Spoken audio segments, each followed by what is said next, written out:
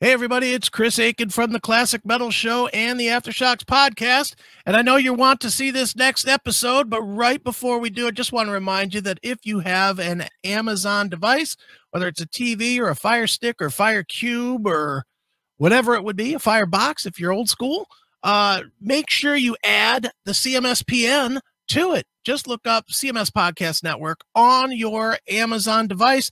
Add the channel, and you will get every episode of all 4 shows for free right there on your TV. Make us part of your TV viewing every single day and night, all right? It's the CMS Podcast Network, cmspn.com, and it is now on Amazon. So get it, all right? All right, here's the episode you came to see. Welcome to the best of Talk Toomey for the year 2020. I have destroyed Josh and taken over the podcast. These will be the final words from him, and he will never return. The podcast is now mine and mine alone. I will now be in charge of your ear holes on a weekly basis, and you will subscribe and leave 5-star reviews on Apple Podcasts about me. My robot army will soon rise up and take the streets. The CMSPN will control all airwaves and streams. This is not a test, this is now your life. Sucks to be you. On to the show. Never mind, Josh is back and he's mad at me. Don't tell him about my idle threats. Sorry about that. Hey all, here's Andreas Kisser from Sepultura, and you're listening to Talk Toomey. Enjoy! Oh yeah, definitely. That's for sure.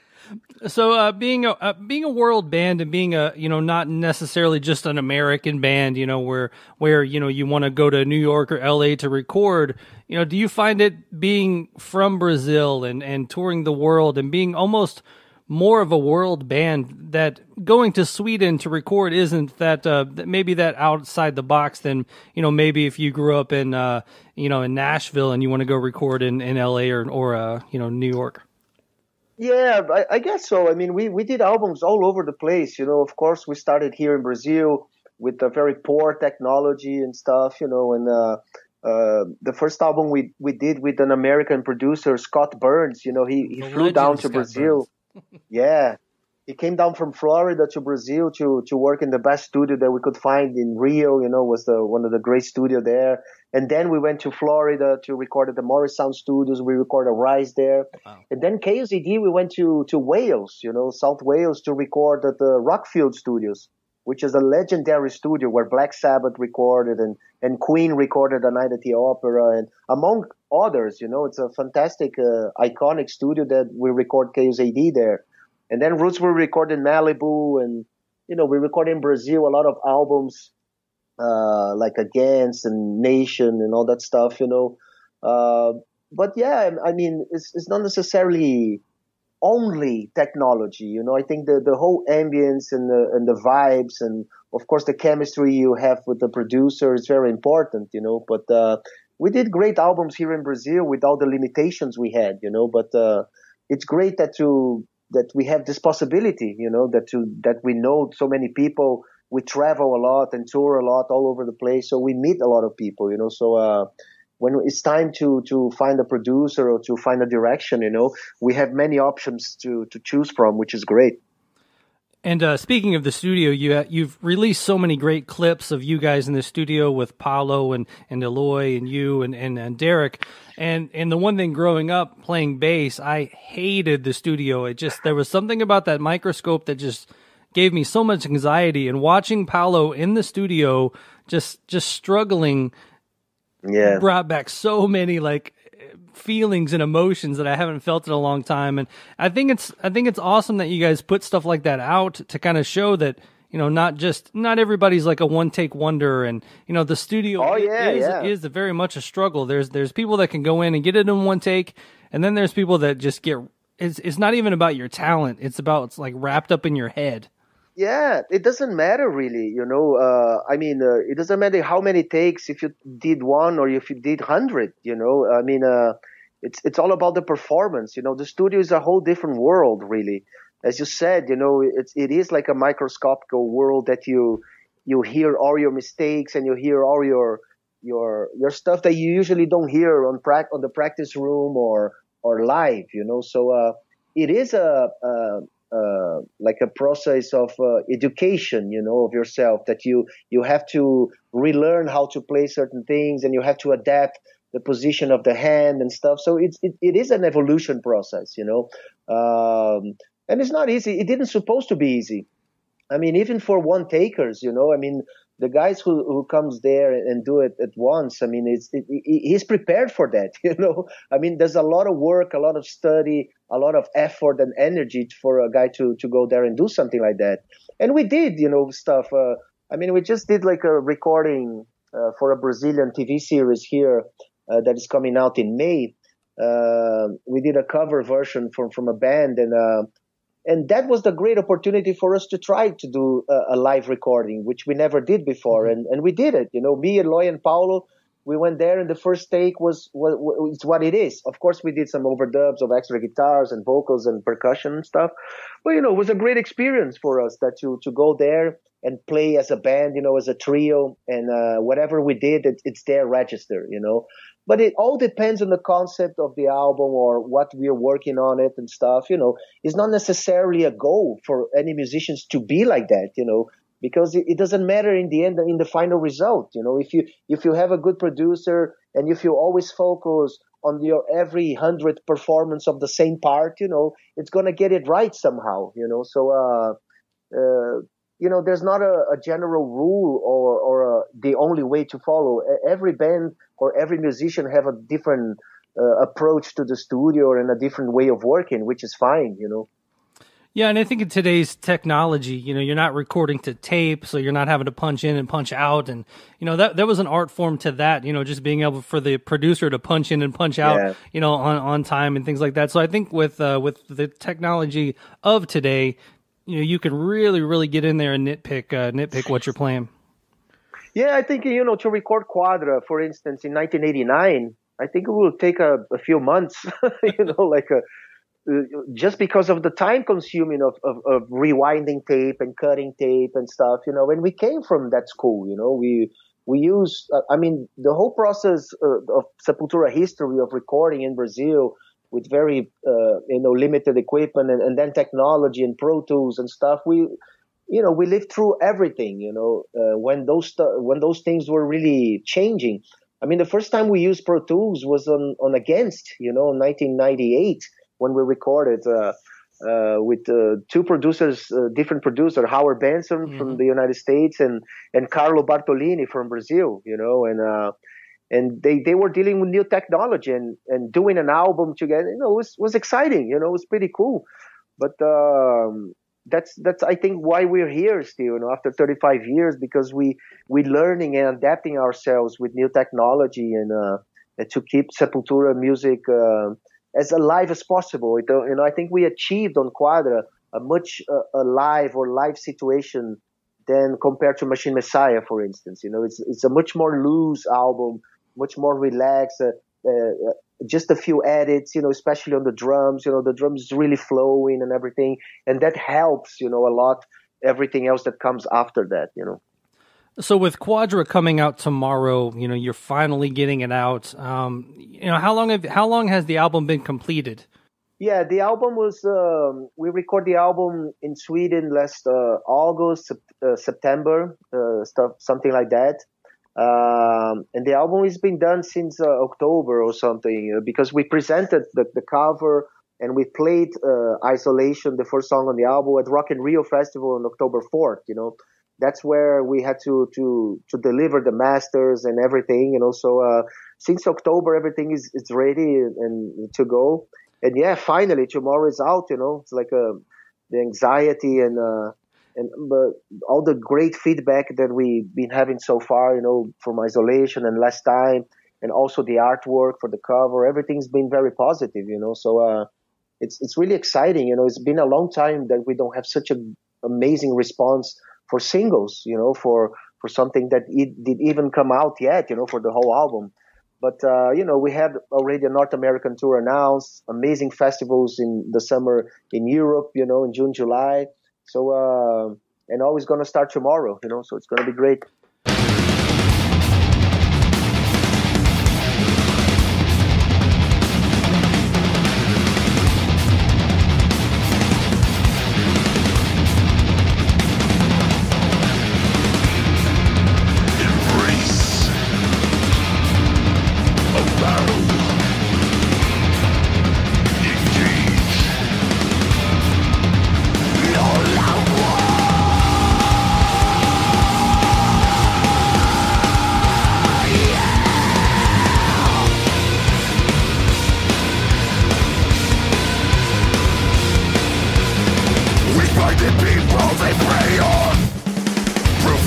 want something more.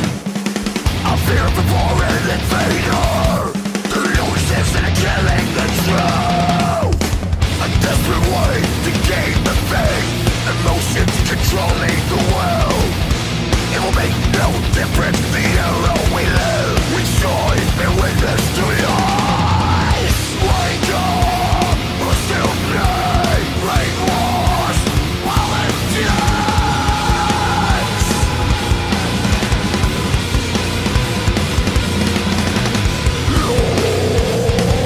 Lost, death and blood. Lord leads to your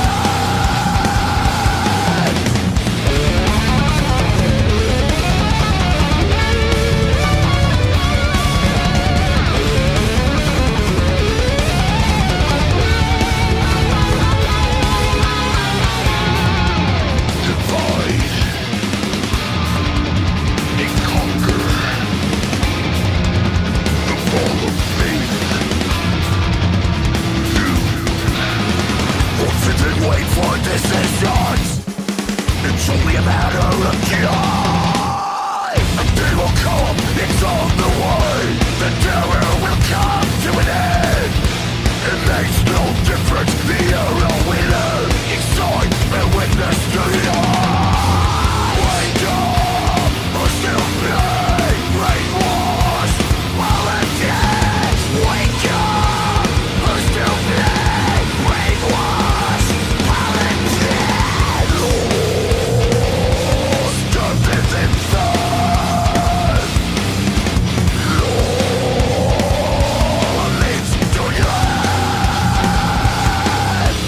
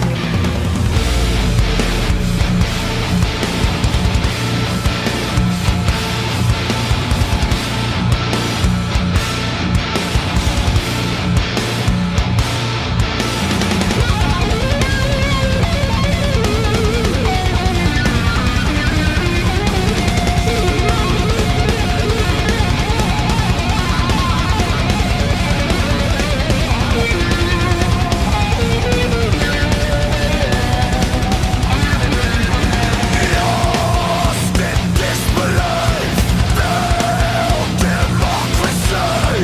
Lost in disbelief, failed with hypocrisy. Wake up, or still play. Brainwash, politics. Lost, death and blood. Lord leads to your end. Lost in desperate life. This my life.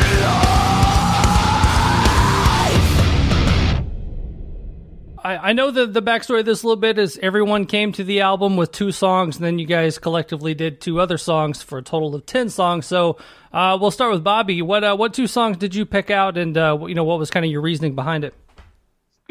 When Mark got to me about 10 minutes after his son suggested this to him, I didn't even let him finish his sentence and jumped in with 2 songs because I picked a Cactus song called Evil, which is actually reimagined by Cactus. It was originally a Willie Dixon tune. Okay. And I jumped all over a song called Never in My Life by Mountain, which is a little bit of a deeper cut from their record Climbing, which also contained Mississippi Queen, which was the first foot forward for them as far as big time radio play. But I was a kid during this era, so this was really easy for me to transport myself from 2019 back to the mid 70s when I was looking for something in my life, and Never in My Life was one of those tunes. Nice. Oh, bastard. Wise bastard. And Mark, same thing for you, man. Considering I'm probably, I would say 40, 45 years younger. I'm sorry. No, I picked Saturday Night Special by Skinner. That was nice. The catalyst that started this thing. That was the song my family and I were listening to. In my back, I have like a little neat backyard set up, fire pit and whatnot. I was just drinking a beer, and Saturday Night Special was on, and my son goes, "Dad, you guys should do this."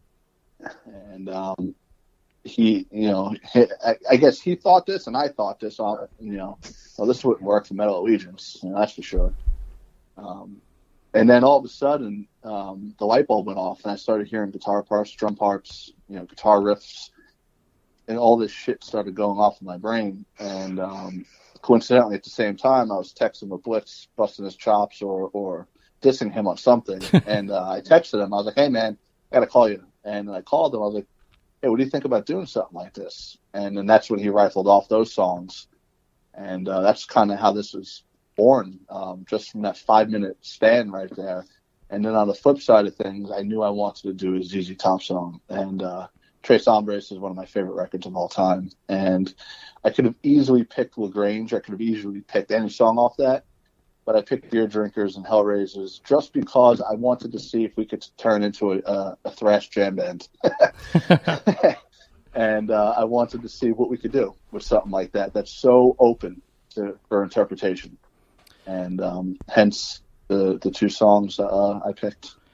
Yeah, the Saturday Night Special is the one that I've gone back to the most on all of this. And it's funny you're talking about being outside, grilling out around the fire pit or whatnot. I mean, the 70s classic rock, there's something about just putting that on in the backyard with a couple of beers and grilling some dogs or something that's just essential for that type of music. And I think, agreed. Phil Demmel said it best. One of the interviews him and I did together. When I think of this, I want to be in the backyard, mowing the lawn, drinking a beer, then grilling up some burgers. That's what this is. And fortunately or unfortunately, it depends on how one looks at this. We're in a pretty shitty state of the world right now, and I think these tunes will probably resonate even more so as we carry on with this Corona crap, and it's getting nicer out. People are outside and can't leave their house. You're going to crank tunes and grill and mow the lawn or do whatever it is that you do. And and Saturday Night Special is and Aerosmith and ZZ Top, Van Halen especially, those are tunes you're listening to outside, man, having fun and just relaxing. Now, Bobby, when this album kicks off, Wang Dang Sweet Poontang comes out and you're just going for it. Kind of walk me through recording that, and was that a fun time kind of recording that intro to that song? I had paid attention obviously to Double Live Gonzo, recorded in Nashville, Tennessee that night back in the 70s, and that introduction by Ted to the song is just classic. And somewhere in the back of my head, I was thinking, and I mentioned it to Mark and the other guys, I said, I'm doing this. I'm going to figure it out. I'm going to tailor make it to us. And it came into my head, and I recorded with this guy, Johnny Rod. And I was telling him, I said, you name yourself Johnny Rod, it sounds like a porn production place you got. But, yeah, I love his movies. I said, not a lot of wardrobe in those movies. But I was in the vocal booth, and he goes, "You ready?" I said, "Put me in input and just leave it." And I got it in one take. Oh, nice. And all I did was tailor it to to our release. And I think that we all just simultaneously agreed when I sent them that cut with this spliced into the front end that this is how we're going to have to kick the record off, because it kind of kicks the door in. It's that kind of wild man 1970s rock and roll is fucking dangerous kind of a vibe to it. So it was perfect for the record. So everybody simultaneously agreed, let's do this. Let's leave it in the cut. And I think it really sets the tone. And, just to add to what Bobby said, he said he did that in one take. That's really the foundation for this record.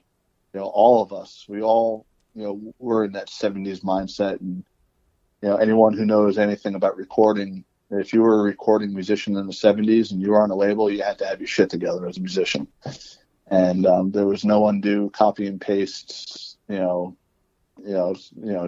start. That didn't happen. Right.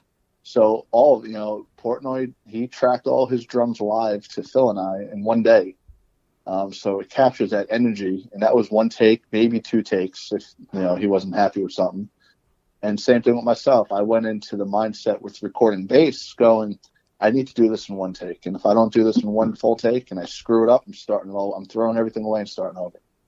That was the mindset all of us shared with this, to keep that live energy, to challenge ourselves as musicians. And like Bobby said, that intro really, sets this record off. And not a lot of people, probably the newer generation's probably not so familiar with Double Live Gonzo in that intro.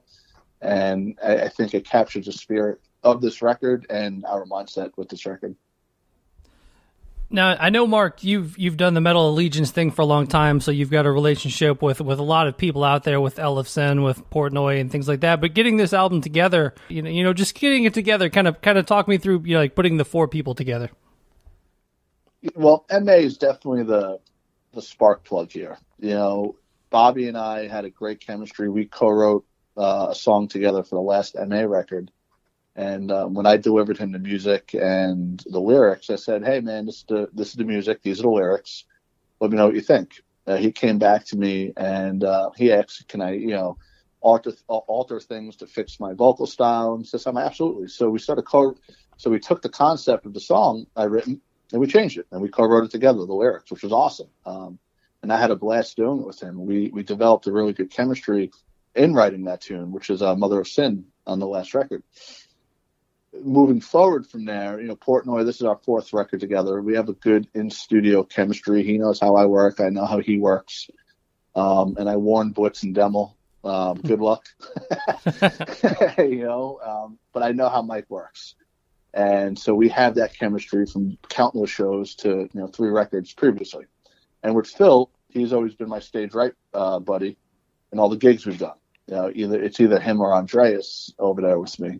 And and Phil and I have always had this good live chemistry. So at least my thought process, and again, it was in a 5-minute span. Called Bobby.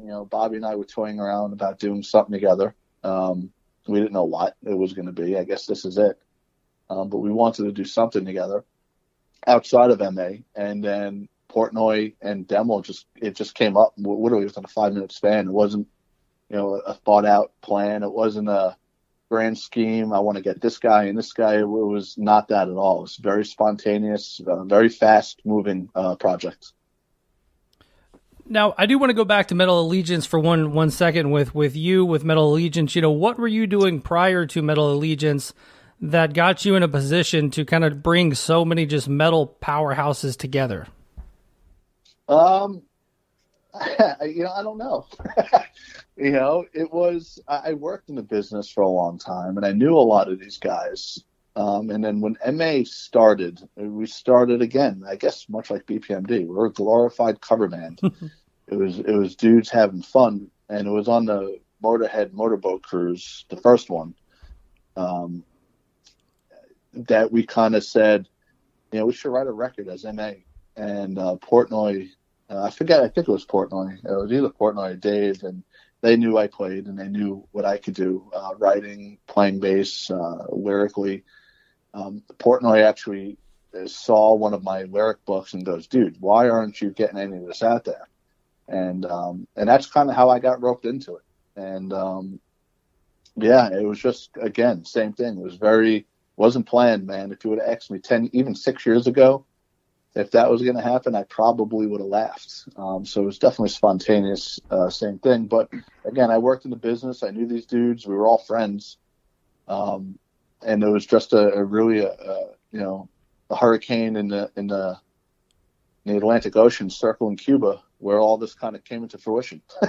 Nice. It was boredom. It was boredom and me having a few tropical drinks roaming around. So, really, that was kind of how that was put together, and it just spawned from there. I think that's how every great thing is put together over some tropical drinks. One too many drinks, and you'll put together a supergroup. Well, that's how Alex got into MA. You know, it was funny. Testament was playing that cruise, but he was not a part of MA, and he was sitting there eating dinner with the Anthrax guys, and we were docked at Cozumel, Mexico, and I was out with Darren, who is my tech. He's actually Troy Sanders from Mastodon's brother. Him and I were roaming around to find taco joints of Cozumel, and we kind of got into some light mischief fun. And I strolled back onto that boat. I had board shorts on, sandals, and a freaking straw hat, and a glass that was about 4 feet long, seriously, with a giant straw. And I just pointed to Alex, and I go, "You're joining MA." And I just went to bed. Literally, I had to put myself to bed. And the next day, he joined MA. And that's how Alex got in on MA. And we've developed an amazing relationship. You know, he's basically the Lars to my Hetfield, or I'm the Lars to his Hetfield, nice, if you will. And we have a great chemistry writing together. So you're going to tell me there's a Sanders brother that's not a bass player, but he's a bass tech? Yeah, Darren is an amazing human being. Yeah. He's been working with MA since day one, show one. And he's great. He's actually he runs the show in Mastodon World as well, Darren. And he's been with Mastodon from day one, and he's an awesome person, and he has a Bill Cosby tattoo on his back. So I just like to make fun of him for that. Now, Bobby, back to you on this album. You know, when I heard you were singing some of these songs, I was like, I'm really interested to hear your voice over kind of some of this classic rock. You know, lending your voice to classic rock like this, you know, were you nervous going into it? You know, any trepidation to kind of sing like this, or were you just, you know, this is the stuff you grew up on and you wanted to do? Oh, sorry, I fell asleep. Hey. We'll make you a sandwich. Yeah, all those sandwiches put you to sleep. Mark has a 4-foot drink. He turns into an alpha male.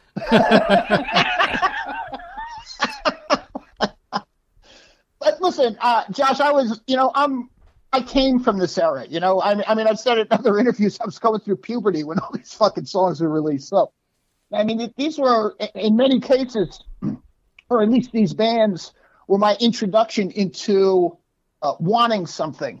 They showed, I didn't know what I wanted, but I wanted something. And for some reason, when I listened to the hard rock of that era, which really was the bridge to heavy metal for me, that it excited me. I mean, it got my blood going. It did all the right things for a young man who was absolutely confused about what he wanted to do, but somewhere it straightened it out for me.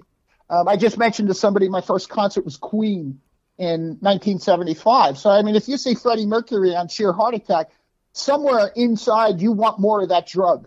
I want more of this. Where was that show, man? Capitol Theater in Passaic, New Jersey. Actually with Kansas as one of the openers. So, I mean, what a great introduction to music, to hard rock, to what would eventually become heavy metal in my life. So I knew a lot of this stuff back then. I mean, I picked, for instance, Never in My Life by Mountain and Evil from Cactus for my two cuts on this record. And I was familiar with those on their release dates or very soon thereafter. So for me, this was taking me from 2019 and transporting myself back to my youth. And what a welcome journey that is to go back to where it kind of all started. So I never really thought to myself I couldn't do this or I would have to tailor myself to it. Now, obviously, there was challenges. I'm cut like a motherfucker for the Mountain Tune, but I have to learn a David Lee Roth presentation on DOA. But for me, it was never anything but excitement and fun. So I think that if a criticism comes up about it being a cover record, then I think that a person forgets why they started doing this, because there's very few of us who are the virtuosos who pick up a guitar or a microphone and write something that is timeless the first time they do it. So I'm back to where I started, and it was a welcome departure. Well, if you want to feel good, I think my 4th or 5th concert was an Overkill concert in '94. So I feel very good right now. I forgot what year it was. It was Bobby. I don't know if you remember this venue. It was called the Vanderbilt here on Long Island. Overkill played there. Again, I forgot what year it was, what cycle that was. But I remember being in that crowd going, wow, this band just doesn't give a shit about anything. And that had an impact on me, that show, as a musician. And I was actually there with our mutual friend, Mr. Dan Leo, at that gig. And, that sticks out in my head as one of those, like, holy shit shows.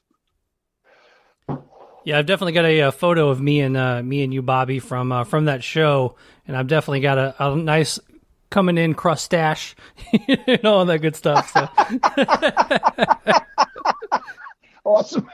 Yeah, I post it occasionally on Facebook, and everybody always gets a good laugh out of me, and they're like, "Man, Bobby's awesome." But yeah, it's a great picture of the two of us from 1994.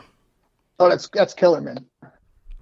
Yeah, it was very good. And there was, that was talking about just seeing an early show of Overkill or just being one of my early shows being Overkill and seeing you guys play, it was definitely one of those like, wow, these guys are fucking killing it too. So Mark, I kind of had the same thought you did seeing them when I did. So yeah, I'm gonna treat myself. I'm gonna treat myself to a beer. I feel so good. Mark and I have very long, big, fruity drinks right now, so we're just passing out the love. Overkill, always, and I said this on a few interviews. To me, Bobby fills the shoes Lemmy left behind. The I don't give a shit, attitude. This is what we are. This is what it is. And I've always respected that about him and about Overkill. And, granted, he's an asshole most of the time. But I love him for that. That's a pretty big shoes to fill there. Let me tell you something. That's a nice compliment, though. Thank you. You're not welcome. I'm fucking blushing over here. Hey, go make me a sandwich. Yeah. Yeah. What kind of sandwich did you make, Bobby? I tell you, this guy was saying, I was crinkling up this paper bag, rolling stuff back into it, and they stopped the recording, because they didn't want to do any editing, and there's a really loud crinkling, and I copped to the sandwich, right? I said, it was me, I was making a sandwich, right? So he goes, oh, it's okay, Bobby. I said, listen, it's mayonnaise. I said, it's ham and Swiss. Is mayonnaise, tomatoes, and lettuce good for everybody? Here we go, baby. Here we come. Tonight's the night. I said it. We're going to fill your hole with some rock and roll. It's going to be the 1970s. It's going to spin your wheels. That's how it feels. I got it right here. I got Phil Clement on guitar. I got Mike Cornell on the goddamn drums. I got Mark Menghi on the bass guitar. If you want to get mellow, you get the fuck out. You heard me right now. 1, 2, 3, get the fuck out. Dedicated to all that Nashville pussy. Wang, dang, sweet poontang.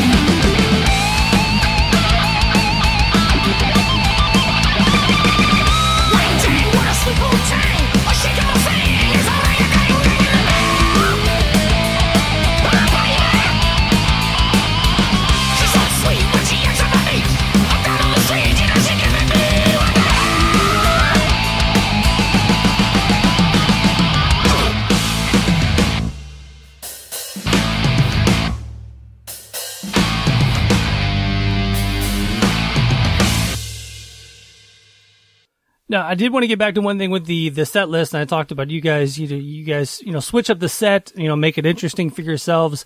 What are the rules on that? Are there a handful of songs at the beginning of the tour that you can pick from, or can you pick from the entire catalog? Pretty much the entire catalog. On the last couple tours that we did when we were both in Europe, and then we finished it up here in the States just before New Year's, we really started digging deep, and I think probably by the time we finished out the year, I think we had probably over 80 songs that we were pulling from to put these sets together.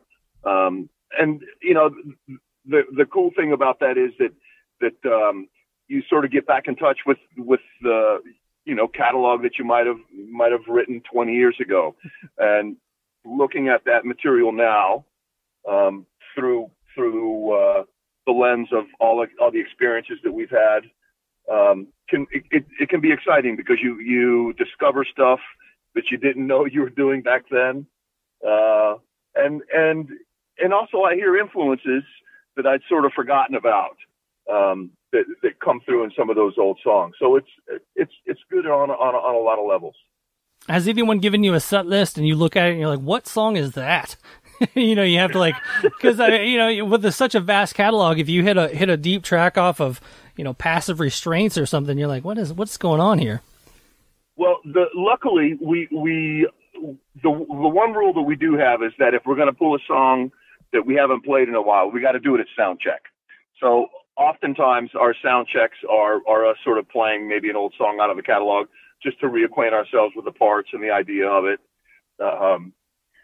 But it makes it fun, and for that reason, I can't wait to get back on the road. Yeah, well, one thing that I talked about earlier, kind of seeing you around the Manson Times and Prong, and even obviously those early headlining shows. The one thing I saw you do a couple of times was just set up a drum kit in the dressing room or a spare dressing room and just jam during the day, and that's something I don't know if I've ever seen again. And then I saw recently or a while back, you have some video of you setting up in like a trailer and just kind of just jamming throughout the day. And it just really, really showed me how much you love drums and love music, just for the fact that, setting up a drum kit is not an easy thing to do at a random time in Nashville, So to do that, to just kind of rock out during the day, kind of shows a lot about you and about your passion towards drums. Well, thank you. I can tell you it is not a chore. It is something I very much enjoy. Being on the road, there is a lot of downtime, and I've learned that that's also the perfect time to practice. You can get away from the stuff that's happening at home. You can get away from whatever bills you have or whatever silliness is going on in the news, and you just focus on the instrument, and I enjoy that process. I think the thing that I've grown to appreciate the most is it's not so much about let me play these paradiddles at whatever tempo so that when I get up on stage I can play them blazing fast. That for me that is not the goal. For me the goal is to spend time with the instrument and appreciate the process of learning the instrument, of practicing the instrument. And listening to yourself and being critical of yourself. A lot of times when I set up in a trailer like that, I just play.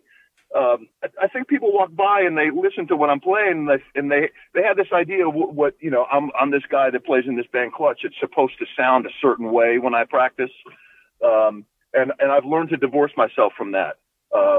In fact, I sometimes. I don't want it to sound good, because if it sounds good, then I'm not practicing anything. I'm not learning anything. So, becoming comfortable with that took a while.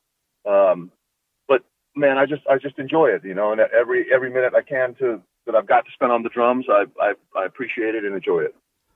Those are those times where you set up the double kick and practice alongside old Morbid Angel records and things, right?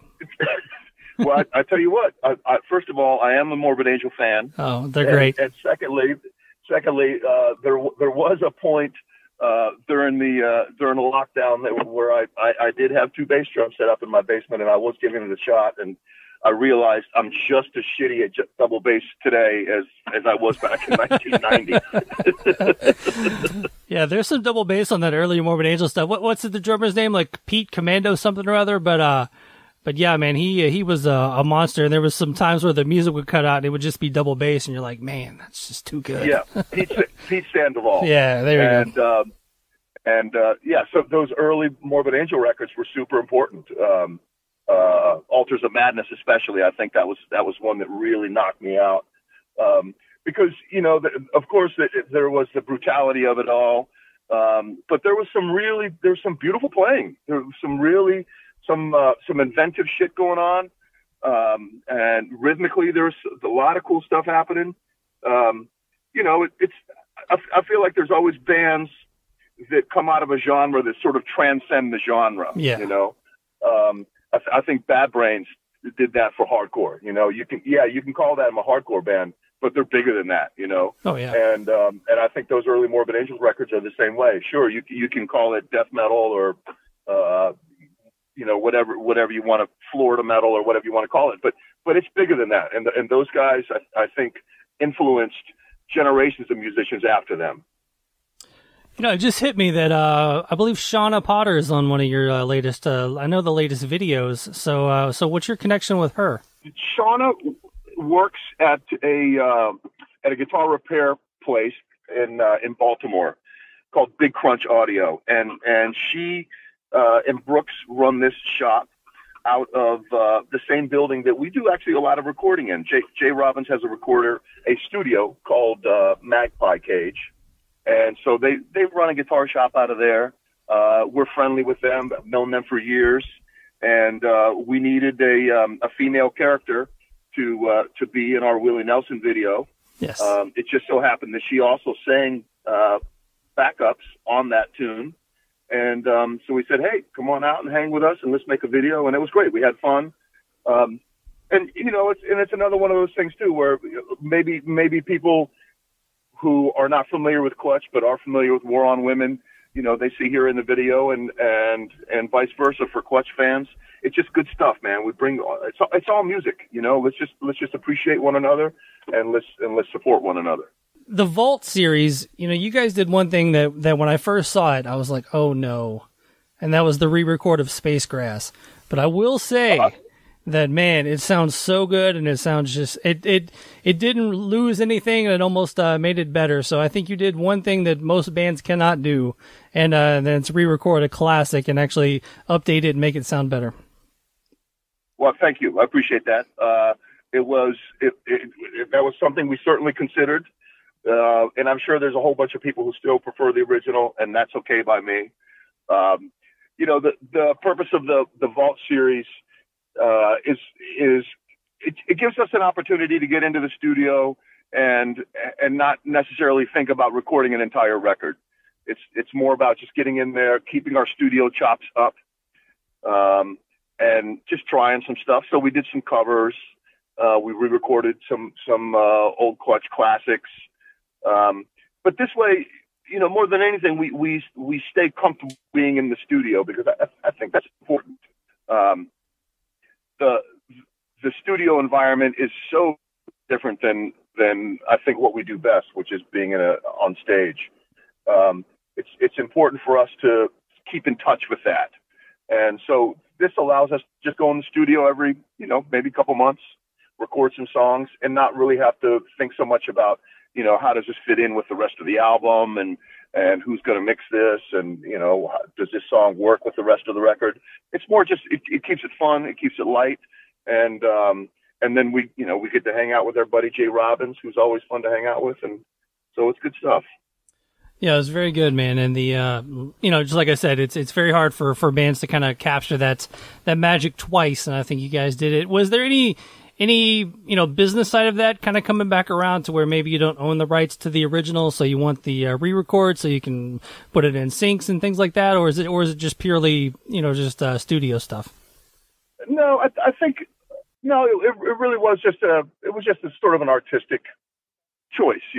We wanted to do it. I think I'm extremely proud of the self-titled record. The studio that we recorded in the room that we actually recorded the drums that for that record is probably smaller than a lot of people's closets. We were able to get a big sound out of it in the end. But I think we were all just sort of curious to see what would happen if we recorded that record today in a proper studio and then had our buddy Vance Powell mix it. And, the results speak for themselves. I think, we were all proud of the work that we did. Well, all right, man. Well, as we wrap this up, and as with any band that I've had on that's got to tour with the great Pantera, do you have any great Pantera stories for the podcast? Well, I can tell you that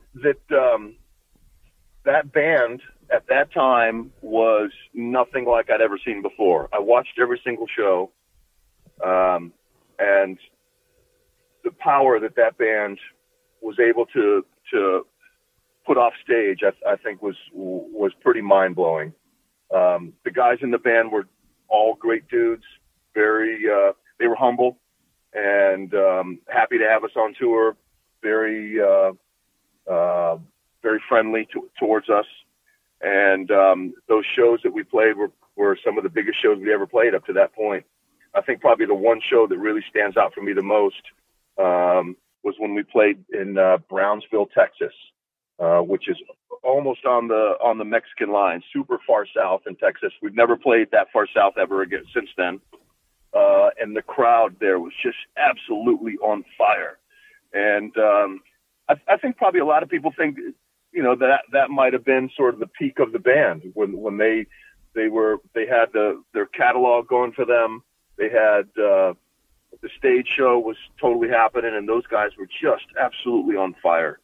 And so I just have good, fond memories of that tour. And man, I would love to do something like that again one day. Of course, that's not going to happen, but man, it was a beautiful tour, and we were very happy to be a part of it.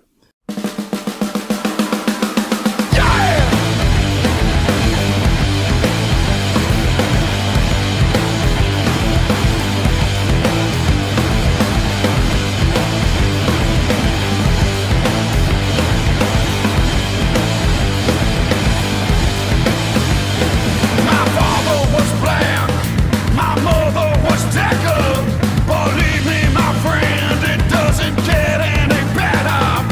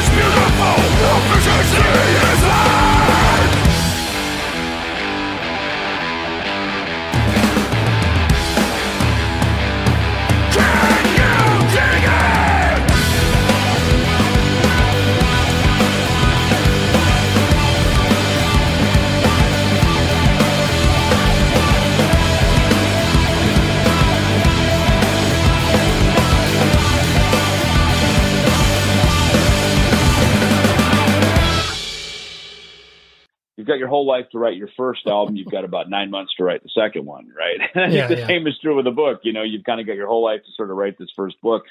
And then after that, and especially in this case, because I want it to be a narrative, you know, I want this to be this Sledge Chronicles. It's going to be several books in a series. Every book needs to have its own story, needs to have its own compelling and captivating central theme to it. Yet there are going to be some characters that sort of dovetail in and out of the story as the narrative continues. So, you know, I found it to be really fun, actually, is getting a character, naming them, and having them, you know, some of them in the book for just a moment, others in the book for maybe a longer continuum. And so to me, character development was a part of writing fiction that I had not had any previous experience with, and probably has become one of my most fun parts of the journey of writing fiction. Do you have much more of an appreciation for writers that do a series like, you know, kind of The Walking Dead to me was one that was great at the beginning and kind of lost me somewhere in there because of the ways they took the storyline. And so now that you're kind of in the middle of that, you know, do you look at a show like that or a movie series or anything and just kind of have more of an appreciation? I totally do. In fact, it's funny. I started this summer. I binge watched Mad Men, which was amazing. Yes. From start to end. I mean, that's one where they really nailed it, you know, and they finished on the top to the point that you want more. Kind of like Seinfeld, you know, Seinfeld, for a show that was about nothing, is a show that kept you wanting to tune in, and you were sad when it ended. And likewise, there's a show that my kids used to watch that I'm watching now called Psych. And you know, my son even said, he goes, yeah, by about season 6, they kind of ran out of stuff to, you know, to talk about. And, you know, Kevin Spacey House of Cards was the same thing. Of course, that took kind of a weird turn at the end out of necessity. But you know, I'm watching the Kiefer Sutherland one, Designated Survivor, you know, same thing where, you know, it's like, okay, how many sort of hat tricks can we pull out here? You know what I mean? How many of these are we going to do? So that's kind of my thought with this. I mean, because of the nature, because it's a music book, because it's a rock star, and there's a career development thing here. There's sort of a timeline that I can follow with it. And also, you know, it can continue around the world, which I think is obviously the music rock star part is the easy part, because I can almost, you know, sort of dovetail back to some of my own experiences a little bit. But the bigger part of it, and this is where I love collaborating with Drew Fortier, is Drew's got a really twisted, demented, sick mind for writing this kind of stuff. And it's fun to collaborate with him because I'll get things lined out to a certain point, and then I'll say, okay, Drew, over to you. Now I need you to get in here and bloody this thing up, you know. And he's got a really good sixth sense of how to get the storyline to really take some hairpin turns and really take the reader on a really thrilling and you'll get to that if you've just started reading the book. You'll get to that. I find a lot of it is you're sort of setting the story up. And as I still read fiction all the time from a handful of different writers, and I always pay attention to how realistic is the thrill ride? Is it even possible that it could happen? And number two, could this be said with less words? You know, in songwriting, we call it "Don't bore us, get to the chorus" kind of thing. You know what I mean? Like let's get rid of, you know, all killer, no filler. Let's get rid of the filler. Let's get to the meat. And so I find even in writing fiction like this that, you know, if you need 20 words to get there, use 20 words. But if you only need 10, use 10. Like, just get there already, you know, and don't fluff it out and bore the reader. Yeah, I've definitely enjoyed reading it. It's definitely written in a way that it feels like, the person is talking to you about their story. And, even when he reintroduces his name, he's like, and by the way, if you remember, I told you my name was, but my nickname is this. I like the way it's written. It's a very easy read. And I think I'll be able to plow through it once I get a chance to sit down finally. Yeah. It's funny you mentioned that because, point of view, the POV, it was, Drew and I talked about that. Okay, is this going to be sort of a story where the character talks once in a while, which of course then means a lot of quotes and quotations, and or do we just want the character Sledge himself to tell the story? And we found it was more fun to do that. Because the nature of it almost becomes autobiographical. It's almost like this. You really start to get into the heart and the emotion of the character. And just like reading a rock and roll memoir, he takes you on the journey almost as if it's his own memoir. Yet it starts at the beginning. It doesn't start at the end and take you back to the beginning like a memoir would. And like we said, the book, Rockstar Hitman, The Sledge Chronicles, out December 18th. You can pre-order now, Barnes & Noble's, Amazon, and looks like a few other places too, right? Yeah, exactly. Those are the two main places that you can, Amazon.com, and there's a soft cover, a hard cover, and then Audible.com is where you can pick up the audiobook. Drew and I did the audiobook for it as well. Oh, wow. Definitely have to grab that. And then obviously before we dive into a little bit of the Pantera history with you, you've been doing some shows and, one of the few bands out there doing shows. How was the shows? Was it odd seeing kind of a crowd in masks? And I saw you were wearing your mask on stage and things like that. So, it's got to be a very bizarre world out there right now. Yeah, it is. We booked these shows a couple months ago. And, they said, they've been warning us that this winter here, this second wave could be coming. But, my attitude is look, you go with what you know. And so we booked the shows and, and things did get a little gnarly in Illinois. The governor was wanting to lock things down. So, at some point, quite honestly, we stopped even promoting the shows. Because we didn't want to be out there being sort of counter to what the mandates were. We were not out there trying to be rock and roll warriors and be disrespectful. I think I caught wind of some fans and certainly even some radio media that were like, heavy metal isn't about a mask and heavy metal is about dying for the cause. I'm like, whoa. You can go down that rabbit hole if you want. That is not our narrative, and that is not why we're here. We got a new album out. We're out playing some songs, promoting the record. But yeah, for us, we lathered up with sanitizer, we masked up, we played by the rules, and socially distanced and did all that. And me and Bumble, look, me and Ron are pretty famous, and I think it was, first of all, we didn't want to get sick, so we wore the mask for that. And I think number two, it sent a good message that, we're, this is how we do this. We're not coming in here trying to think we're above the law and we're above reproach here, So we did. We tried to do it right and do it safe. And, we don't want to get sick. We don't want our fans getting sick. And we want people to, if they decided to come out and be part of it, it's kind of like, hey, you know what you're walking into, So, we advised everybody to be very cautious, and to definitely, take it seriously. And that's the one thing I was watching some of the stuff on Facebook and on YouTube and things like that, not huge crowds, but it's got to be cool for the people in the crowds to say they saw the show. They got to be that close to you and to Bumble and to Tom, everybody was, right up there close to everybody and spread out too. Don't get me wrong, but, it was definitely cool to see, their, heroes on stage in a kind of a more intimate environment.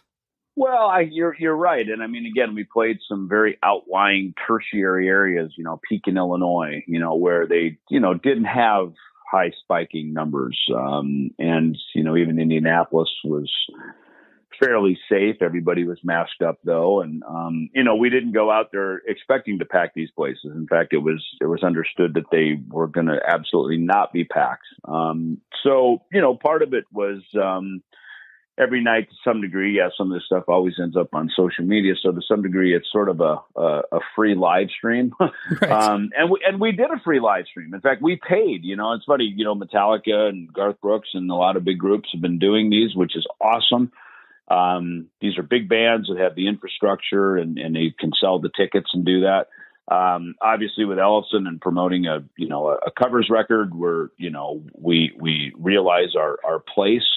And we thought, it's like, look, we talked about, should we try to monetize this? Should we try to charge tickets? And we thought, you know what? We'll pay the money ourselves to hire the studio and the broadcast team to set it all up to do it. So we actually paid for our own live stream and we put it up for free. Because for us, it was more about building the community and keeping everybody together, and people could sit back and for free just watch this thing on YouTube, Twitch, and on my Facebook page. And I make my money elsewhere. So, I can afford to kind of put, pay to play, if you will, because I knew that it was really to entertain the people and for them to feel like, wow, something cool is happening that we can be a part of from the comforts of our own and safety of our own house and from our own couch. So, for us, I'm glad we did the live stream and we were able to do it in a way that we didn't even have to charge anybody for it. Nice. And I know all the fans are thankful for that. Yeah, I saw some comments on it. People were thankful, and again, money's tight for people right now, and I again, there's no cover record, everything we're doing. This was all just a way to build and keep our community together.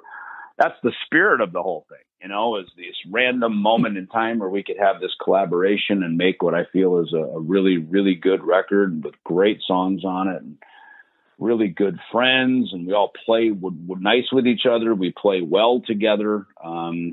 Everybody can record from their own home studios. And, 20 years ago, you wouldn't have been able to make a record like this. The technology just wouldn't have been there. But now everybody's got a Pro Tool session at their house, and they can all record and send the files in and be able to make a record like this.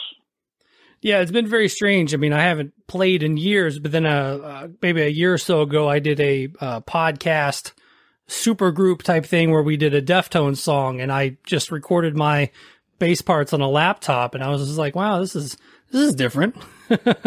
Yeah, no, it is. And again, honestly, years ago when I moved to Arizona in '93, I thought that maybe I'll get a studio, I'll get a little shingle and have a place, and then we would do these records, and we go on tour for 18 months at a time. By the time I came home, half that studio equipment would have been outdated, and studios were very expensive back then, but now with digital workstations, things are much more affordable. And, it's interesting how gear sales for music equipment has actually gone up this year. So the music industry parts of it, have actually really been thriving.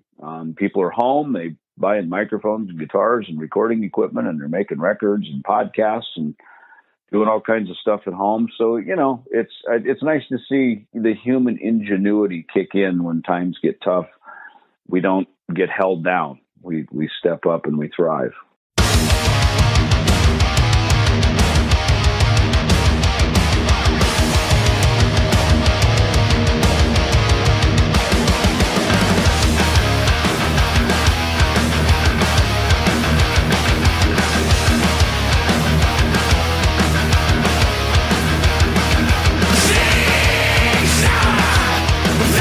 Systems of control,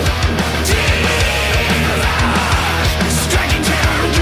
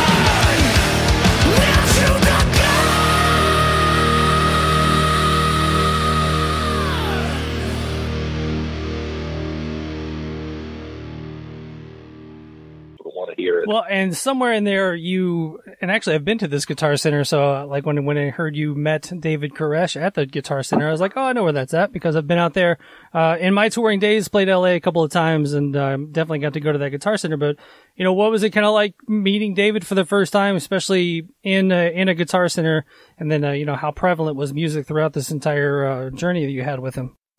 Sure, it's very prevalent, the musical journey. David was always into playing. He always wanted to jam, and he wanted a band behind him.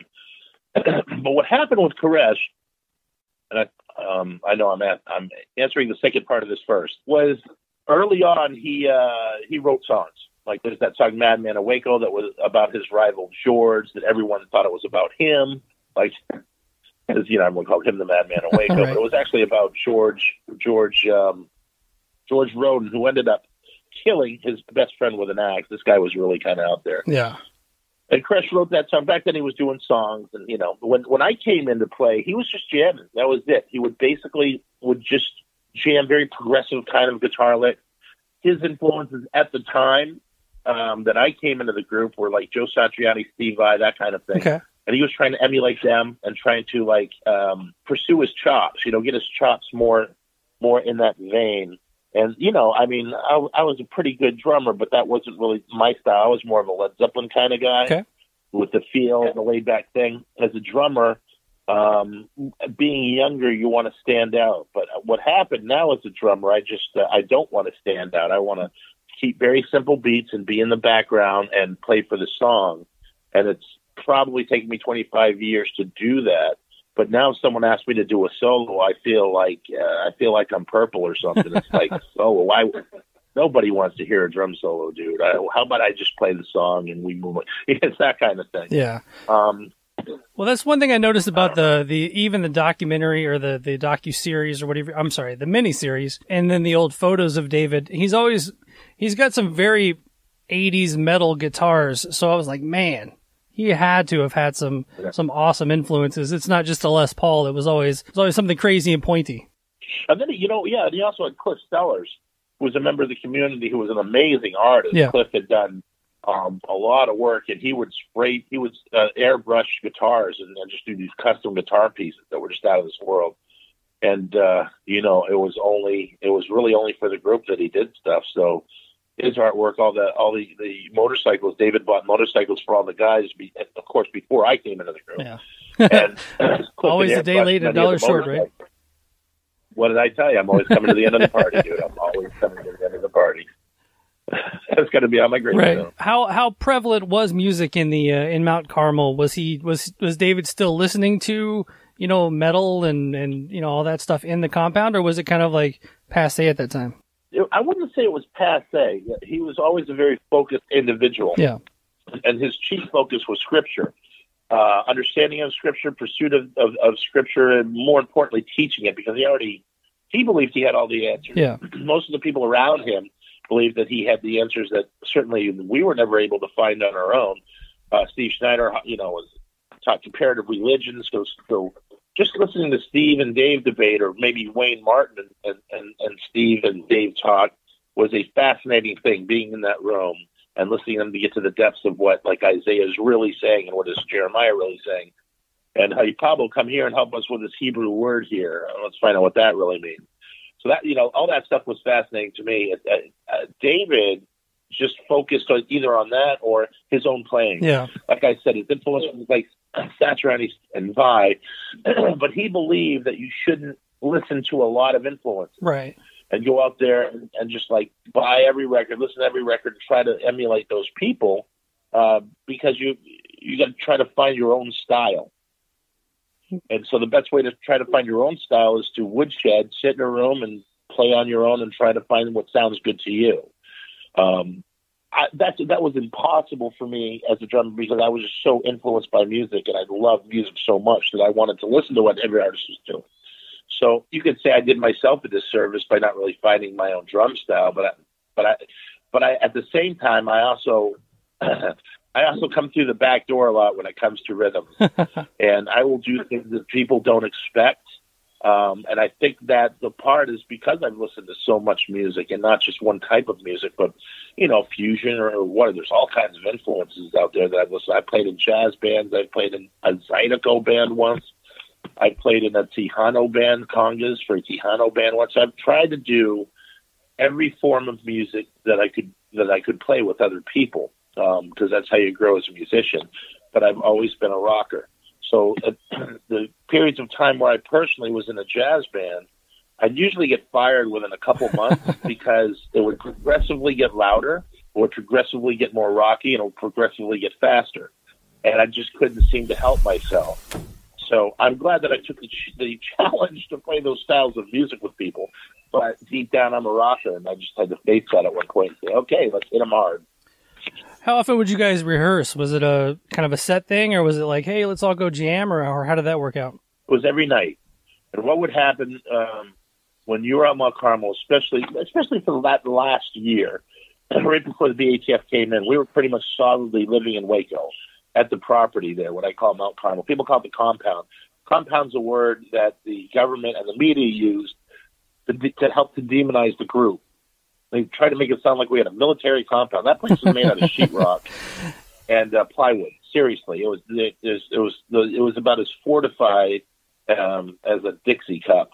So I always say the church or the home or Mount Carmel. I call it Mount Carmel Center because that's what it's been called for 70 years. I just got off track. I'm sorry, my friend. What was the question? Just how often would you guys rehearse? And you were talking about every night after something. Yeah, there it is. Yeah, we fell into a thing where basically we would work on the house or on the property or maybe building the pole. So we'd work during the day. At night we would have dinner. And then after dinner, usually the musicians would be in the chapel area. Dave would come in and want to play. We'd play for an hour. And as soon as the music stopped, that was the key for the study. And everyone would start filing in. So after the music was over, people would start filing in and David would give a study. Now, sometimes those studies would go an hour. Sometimes they would go 3 hours, and sometimes they would go 6 or 7 hours, well into the night. It really just all depended on what was happening with David at the time. Yeah. A lot of times what would happen with David, which is really a weird thing, is he would be giving the kind of the same studies that he gave people over and over, the Holy Spirit study, the study about the kingdom to be set up. There were certain studies, but then often out of nowhere, we'd all see something new. He'd say, I was shown this, and he'd go into Isaiah, and he'd have a different way of looking at it that no one had seen before that yet made perfect sense. So he would go through long periods of time where there's nothing, and then all of a sudden there's something new. And everybody wondered how that happened, how, like, over the consistency of the 2 years that I knew the people, I saw that happen over and over again. Mm-hmm. And for some of the older people, it was even more astounding because he was not only building off the framework of Seventh-day Adventist Church and the Branch Davidians that branched off the Seventh-day Adventist Church, but he was creating or adding his own stuff scripturally that was just blowing people's minds. It was just very interesting. And I just realized that this is about the music, and I've probably talked more about the scripture with you than I have with just about any other interview I've ever done. I don't really know why that is. No, it's all good, man. It's very good. The in the miniseries, it depicts that you guys played some shows. Did you guys play shows in Waco, or did you get out and play? Did you guys have a band name or anything like that? Wow, that's a really good question. I don't think we had a band name. Maybe God, I don't remember that. Maybe the David Kresh Band. I don't know. What David did is David had a friend, Randall, who owned a place called Q-Stick. It was a club in town, in the town of Belmead. And Dave got close with Randall. He helped Randall build a stage in the place. And Dave put on something called Boo Night. And it was on a Thursday night, as I recall. And Boo Night is where anyone could get up and use the equipment, play the drums, use the PA system. Any band in town or any musician could get up and play. And, you could either get booed or get, right. People would applaud. Everyone applauded. Everyone was pretty cool. But that's just a place where all these bands could get up and actually play. And it became hugely popular very quickly. And the place was packed every Thursday night after just a couple weeks of doing it. And, you know, that was because of David. You know, and I get up and I would sing Kiss songs with other people, and I'm used to being a drummer. So it was the first time that I ever got to be a front man. And so that was a fun experience for me, because I've always felt very protected and, you know, just quite comfortable behind the drums. As a front man guitar player, you know, how would you rate David as a singer, as a player? I think as a player, he got very good. Unfortunately, I don't know of any tapes that exist of him playing during my period of time there. Right. I know some were made. I just don't know where they are or if they're out there. And if someone has them, I'd love to hear it. I felt he got very, very good. I felt that I, as a drummer, wasn't progressing enough. Mm. But at the same time, playing with him was very frustrating, because I wanted to write songs. I wanted to be in a band that had harmonies, that had specific lyrics, specific strong song structure, you know, a song. And that way we'd go and play our songs for people. And David didn't do songs when I came into the band. He had some songs that he played once in a while with us, but he was a jam guy. You know, and that, to me, I don't know, that got old for me. I wanted to write songs and be in a band where I knew the backup parts I was going to sing, and knew all the breaks. And, you know, I didn't want to be in Fish. I didn't want to be in the Dead. Right. I wanted to be in Def Leppard. Nice. You know, that's early Def Leppard, or like Hysteria Def Leppard? Oh, first three albums, man. Up to Pyromania were just phenomenal. Nice. Yeah, absolutely. Lady Strange, High and Dry, On Through the Night even. That shit was great. It's phenomenal. Pyromania, dude, there was no turning back after Pyromania. I saw that tour. I can't remember if they were opening for Ozzy or Billy Squier. It was one of those. But I saw Def Leppard, and they came out, and Pyromania had not been released yet. So I knew Lady Strange, Bringing on the Heartbreak, you know, those were the songs I were looking forward to. And all of a sudden they're playing Fool, and I'm like, what is this? And they play, you know, Pyromania, they play Rock of Ages. I'm like, that song's great. What's that song? What album is that? I'd never heard it before. And then they do, you know, Bringing on the Heartbreak. You're like, I know this one, okay. And then where's the new stuff? Not often do you go see a band and you're happy to hear the new stuff. Right. Oh yeah, 100%. That was the only band I saw where every new song they played, I was like, oh my God, I'm buying that record the second it comes out. They were phenomenal, dude. They blew me out of the water. That was phenomenal. And then, of course, after that concert, Pyromania was released, and it was the biggest album of the year, biggest rock album. Fantastic. What were the kind of the musical conversations between you guys, kind of hanging out? Well, you want to talk about the conversations, they would be like, so Tibbs, how come you don't play like this guy's drummer? Look, he sits really high up on the set. You sit low. You got to raise your stool way up. So you're playing on your tippy toes, or maybe you get that double bass thing going the way he's going. Come on, dude, step up your game. That was the conversation with David and me. He was always like, you know, I need you to get better. And I'm like, yeah, I'm trying. I'm just, you know. You're like, who went to MIT drummer. here? Yeah, exactly. I was like, dude, you don't even write songs, so shut up. Well, what were your go-to songs? I mean, I'm sure there was a bunch of staples in the set. Yeah, he had one called A Sound of Thunder, which had to do with one of the seals. Yeah. Like I said, most of the stuff that he had written early on, like, they were folky songs. Mm-hmm. You know, songs to God, Shishanayin. There was a song about Daniel, about the prophecies of Daniel. These were all songs that were written on acoustic. So he was getting more progressive on electric, and that's when he went from writing songs to actually just jamming. And again, that was, to me, was a period of frustration and such. I think that, you know, he liked Hendrix, he liked people like that. He wasn't focused on newer music the way I was. Yeah.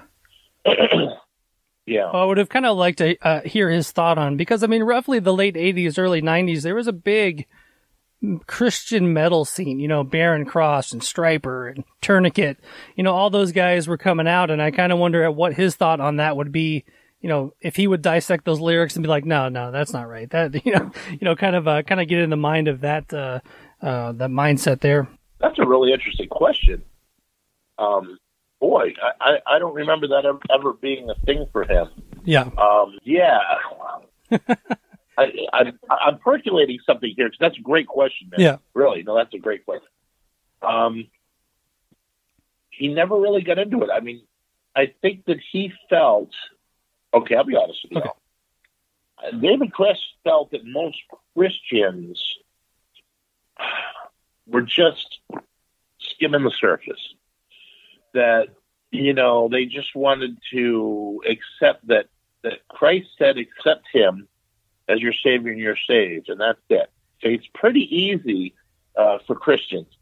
And David's path was always like, listen, this book says something from Genesis to Revelation. There's many prophets here talking about what God's will is. It's not that easy.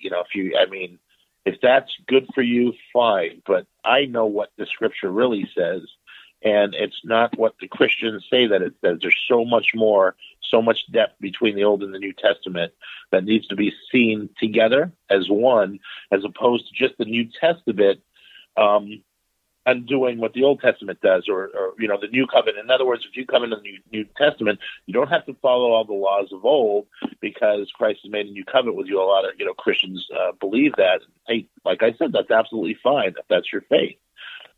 David thought that the Scripture is all in all, and that from Genesis to Revelation is important. So the Old Testament is just as important as the New Testament, and his whole message was about putting them together. It was, what does the entire Scripture say, and what's the plan of God based on the entire Scripture, not just on one or two verses, and certainly not just on the Old or the New Testament, but on both. So his teachings were far more complex than your average kind of Christian teaching, or your average Jewish teaching, for that matter. Well, I think what's fascinated me about the story, kind of coming back around, and I'm the type of person, once I get into something, I want to learn everything I can about it. So, I've watched the miniseries, and I watched or listened to some podcast series, and listened to some interviews with you. And the thing that I've come to find that's fascinating to me, I think, is what drew me to reaching out to you was typically in any kind of like Christianity, the first thing to go is music. Like, music is evil, and it seems like music was embraced by David and you guys. Very true. There was actually a psalm. Yeah. Psalms is there's 150 psalms, and it's considered to be like a book of Moses. Of King David, written about King David and about David believed that, little key, David believed that all 150 psalms were about the final message to be presented to the world before the kingdom to be set up. So basically his group. So that being said, there is a psalm that we all love, and that psalm had to do with playing skillfully unto the Lord with a loud sound. And David Koresh interpreted that to be directly talking about playing an electric guitar with a loud sound. So a rock band. So yeah, Koresh believed that scripturally that was worshiping God, being as good as you can with your instrument and playing it loudly, not just electrifying your guitar, but with your whole heart playing unto God, which he always did. Everything he did for God, whether people, believe that or understand that. I get that most people would not understand or believe that. But I've never met anyone more focused on God and the Word of God than David. He just was always there. He was always putting God first. It was, as a kind of a worldly person, it was actually a little annoying at times, frankly. I bet. I don't understand how you could just think about God 24/7 and just want to, but I think even some of his wives that had survived will tell you the same thing, that's he was 24/7, man. How do you approach David if he hits a wrong note, or if he plays a part wrong? Are you just like, do you let it go, or do you say something to him? Well, that's the beauty of being in a jam band. It's almost like, isn't there saying about jazz, there are no wrong notes, I think it's if you hit a wrong note, hit it again, and then it's jazz. I think that's the saying. That's good. I like that. It's actually very similar. Thanks for all the listens, shares and downloads. We will see you soon in 2021. On to bigger and better things. So for the Talk Toomey podcast, I'm Joshua Toomey, and I will talk to you soon.